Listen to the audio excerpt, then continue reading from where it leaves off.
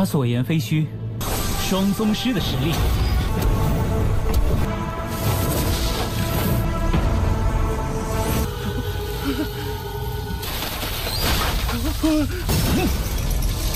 既能看破我的空间灵宝，大哥可是炼气宗师，我就破个例。与其他人没什么关系。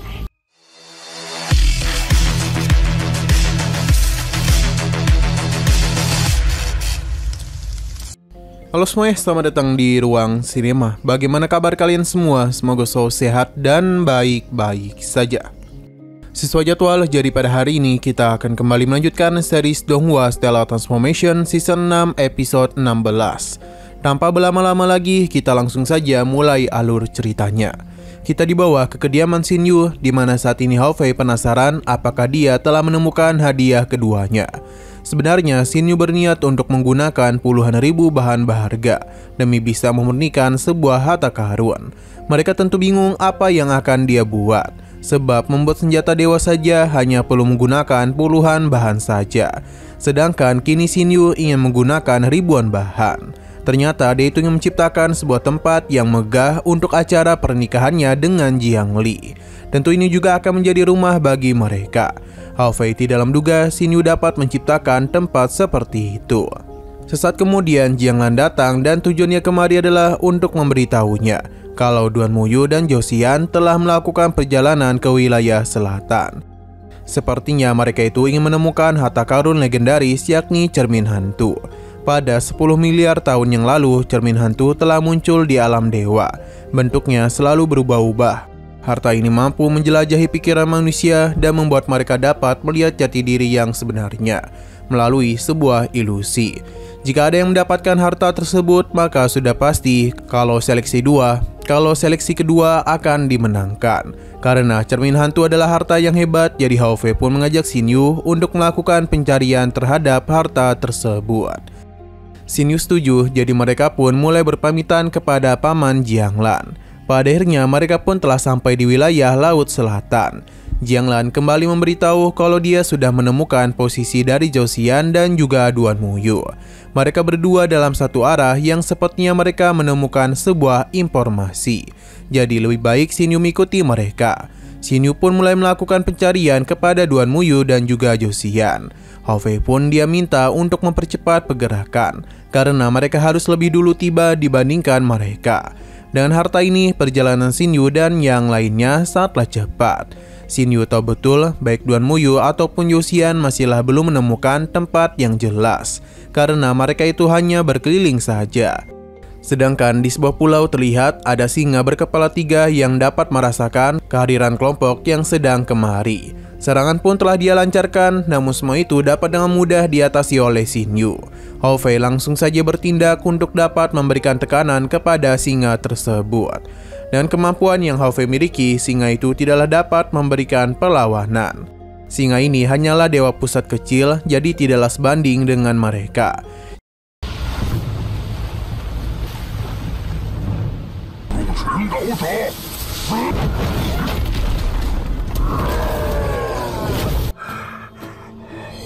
Xin Yu lalu bertanya kepadanya mengenai cermin hantu.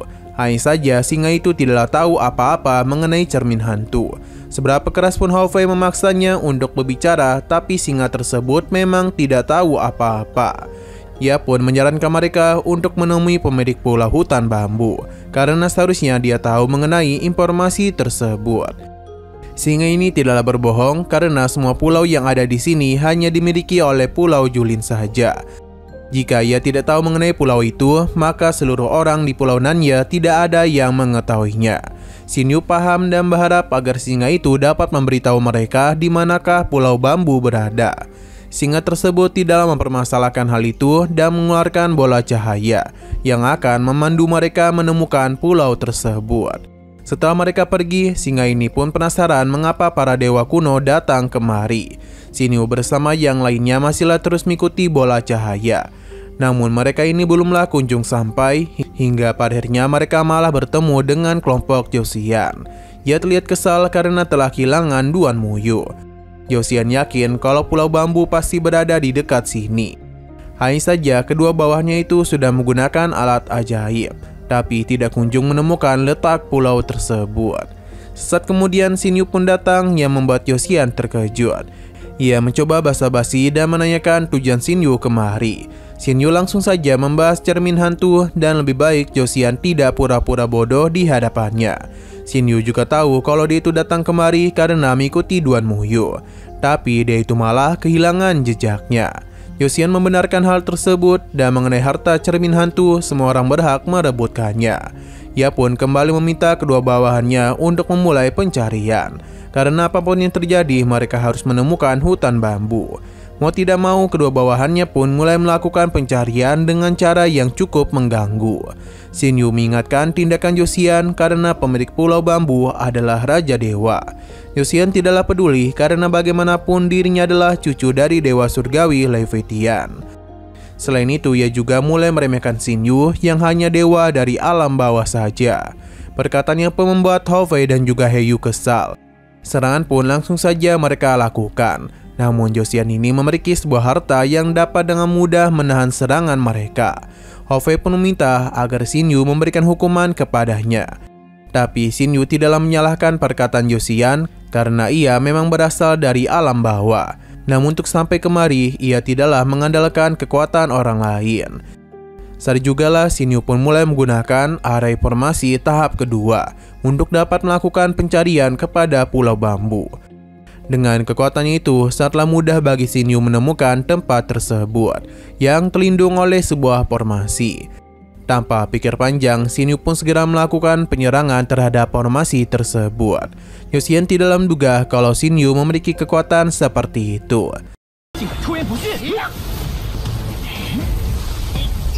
他所言非虚，双宗师的实力。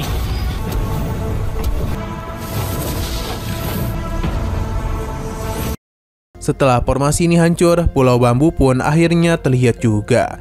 Josian berterima kasih kepadanya karena dengan begini dia dapat pergi terlebih dahulu. Sesampainya di pulau bambu, kedua bawahan Josian agak panik karena kompas yang mereka miliki bergerak dengan tidak wajar. Josian tidaklah peduli dan meminta mereka untuk segera mencari jalan. Padahal mereka sudah mengatakan kalau kedalaman hutan bambu ini tidak dapat mereka prediksi. Josian langsung saja melakukan penyerangan kepada hutan bambu agar mereka dapat melakukan perjalanan dengan mudah. Sedangkan Xin Yu memilih untuk melihat situasi dulu karena dia merasa ada yang tidak beres. Dan sepertinya benar karena bambu-bambu ini pun telah tumbuh kembali yang membuat Josian dan bawahnya terkurung. Situasi dari tempat ini juga mulai berubah. Josian mencoba untuk kembali melancarkan serangan, tapi lagi dan lagi bambu-bambu ini kembali tumbuh. Kedua bawahan Josian menjadi sangat panik, sedangkan bagi Josian ini hanyalah sekedar bambu saja. Ia tidaklah perlu khawatir. Ia pun mulai mengeluarkan senjata petirnya untuk dapat menghancurkan bambu-bambu yang mengurung mereka. Hal ini memang berhasil, jadi kedua bawahannya pun memberikan pujian atas kehebatan tuan muda mereka. Josian pun menyombongkan kekuatan yang dia miliki dan dengan rantai petir ini tidak ada yang dapat menghentikannya.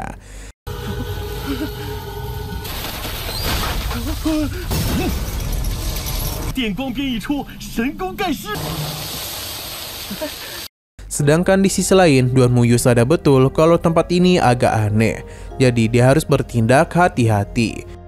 Dan Duan Muyu memang benar karena saat jugalah daun-daun bambu mulai melakukan serangan yang mengakibatkan Josian kesulitan. Sedangkan kedua bawahannya memilih untuk melarikan diri saja. Padahal mereka itu sudah berkata untuk selalu berada di sisi tuan mudanya. Josian meminta mereka untuk kembali ke sisinya, namun serangan dedaunan ini terlalu kuat, yang mengakibatkan kedua bawahan Josian pun harus terkena serangan. Sedangkan Josian sendiri juga mengalami kondisi yang tidak baik-baik saja. Dedaunan tersebut telah berhasil menangkapnya dan mencoba untuk melakukan penyerangan kepadanya. Seberapa keras pun dia mencoba melawan, semua itu sia-sia saja. Kembali kepada Duan Muyu, di mana dia mulai membentuk pertahanan di sekelilingnya. Dan saat ini dia telah mengeluarkan kesadaran spiritual untuk dapat melewati tempat tersebut. Sayang sekali Duan Muyu justru masuk ke dalam sebuah jebakan yang membawa ia masuk ke dalam sebuah ilusi. Sedangkan di sisi Xin Yu, Hao Fei meminta untuk melanjutkan perjalanan supaya tidak tertinggal dari Josian. Namun Xin Yu sadar betul kalau di depan mereka ini adalah sebuah formasi. Lautan bambu tersebut layaknya sebuah harta karun besar. Jika mereka semua masuk ke dalamnya, maka sama saja mereka masuk ke dalam jebakan. Seketika saja mereka pun dibawa berpindah, yang mana pemilik hutan bambu memberitahu ia sudah meninggalkan alam dewa pada miliaran tahun yang lalu. Ia tidak menduga seorang jenius telah muncul. Xinyu pun memperkenalkan dirinya dan dia ingin bertanya kepada pemilik hutan bambu. Berhubung Xinyu telah menarik perhatiannya, maka sosok tersebut pun akan menampakkan wujudnya kepada Xinyu. Selain itu, dia juga memuji karena dapat melihat roh harta ruang angkasa yang ia miliki. Jadi Xinyu sudah memenuhi syarat untuk menemui dirinya. Beliau ini bernama Yifeng. Hao Fei memperkenalkan Xinyu sebagai seorang master dalam permuni senjata. Yifeng pun menjadi tidak heran mengapa dia dapat melihat harta tersembunyinya. Saat ini ada beberapa orang yang terjebak di dalam lautan bambunya. Xinyu membenarkan kalau salah satu di antara mereka adalah rekannya. Sedangkan yang lainnya tidak masalah untuk tetap dijebak. 既能看破我的空间灵宝，大哥可是炼气宗师，我就破个例。与其他人没什么关系。此刻陷入，你们要幻灵镜做什么？片刻，吃点教训。 Untuk sementara, Yifeng akan mengurung mereka dulu sebab begitu berani masuk tanpa izin darinya. Yifeng juga bertanya mengenai alasan mereka kemari. Xinyu langsung saja menanyakan tentang cermin hantu yang akan dia gunakan untuk jadikan sebagai mahar demi melamar gadis pujaannya. Yifeng pun penasaran siapakah yang Xinyu ingin nikahi. Padahal statusnya sebagai master pemuni senjata sudah lebih daripada cukup untuk menikahi seorang gadis. Mereka pun sadar kalau Yifeng sudah tidak terhubung lagi dengan alam dewa, sampai-sampai tidak tahu tentang lamaran di kota Piaosu. Xinyu pun menjelaskan mengenai Kaisar Suci Kutub Utara yang tengah mencari calon suami untuk putrinya. Mendengar hal itu seketika saja membuat Yifeng marah. Ia bahkan mengeluarkan kekuatan yang begitu dahsyat. Untung saja Xinyu masih dapat menahan tekanan kekuatan yang dia berikan. Mereka pun penasaran mengapa Yifeng tiba-tiba menjadi marah. Apakah dia itu memiliki hubungan dengan Li Er? Yifeng yang terus mengamuk pun perlahan mulai tenang. Ia juga menghentikan ilusi yang dirinya ciptakan pada lautan bambu, yang membuat orang-orang terjebak dapat terbebas. Mereka pun mulai sadarkan diri dan dibawa ke tempat dirinya berada.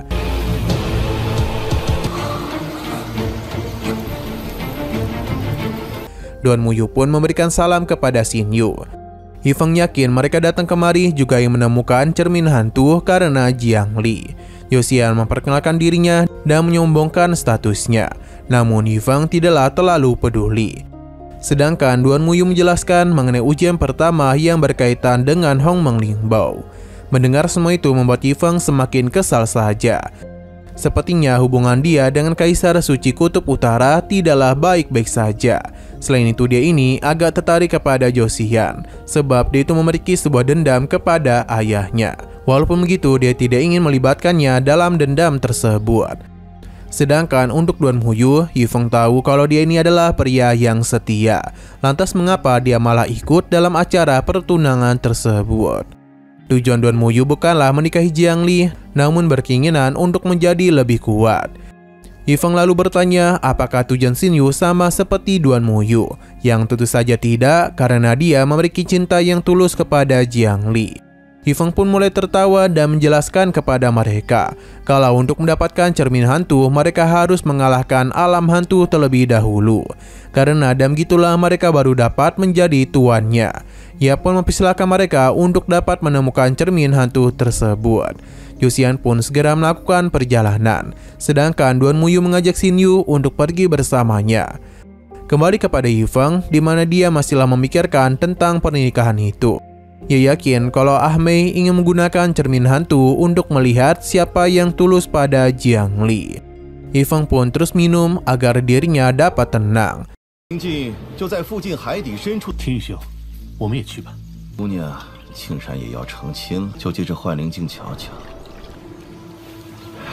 Sedangkan Duan Muyu penasaran siapakah pemilik hutan bambu sebenarnya. Setelah tahu dia bernama Yifeng, seketika saja membuat Duan Muyu terkejut. Pasalnya dalam perang besar, Yifeng bersama saudaranya adalah pengikut dari dewa kehidupan. Kala itu Yifeng merupakan dewa yang paling tampan, jadi Denny cukup percaya diri untuk datang menemui Ah Mei dan melindunginya. Namun saudaranya mengingatkan kalau 8 dewa besar telah mengarahkan pandangan mereka pada Ah Mei, jadi mereka tidaklah boleh ceroboh. Walaupun begitu, Yifeng tetap percaya karena 8 dewa besar pasti tengah fokus dalam peperangan. Jadi mereka ini tidaklah perlu takut. Sampai akhirnya ayah dari Josian pun muncul untuk menyerang mereka.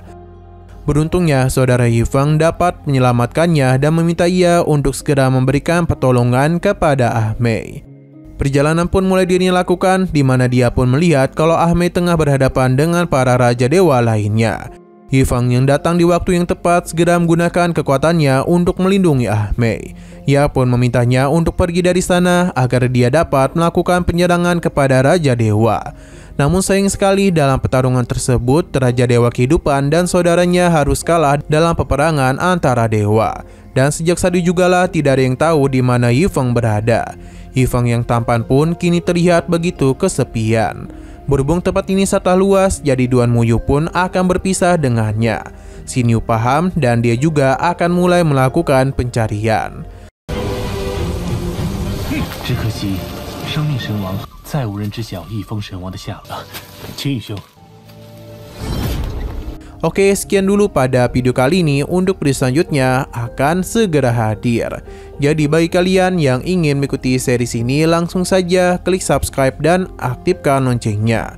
Terima kasih yang sudah menonton video sampai habis. Jika kalian suka pada video ini, klik like dan share ke teman-teman kalian tentang channel ini.